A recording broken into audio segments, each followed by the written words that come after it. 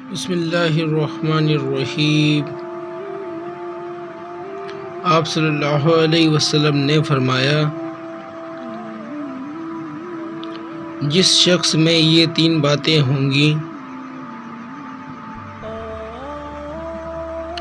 وہ ایمان کا مزہ پا لے گا۔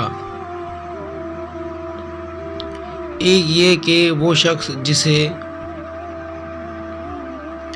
اللہ اور اس کا رسول ان کے ماسوا سے زیادہ عزیز ہوں، اور دوسرے یہ کہ جو کسی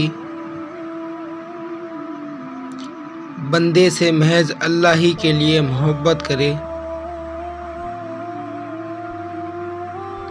اور تیسری بات یہ کہ جسے اللہ نے کفر سے نجات دی ہو،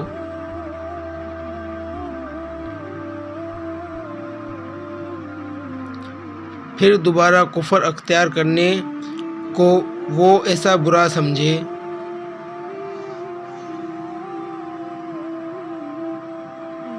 جیسا آگ میں گر جانے کو برا جانتا ہے۔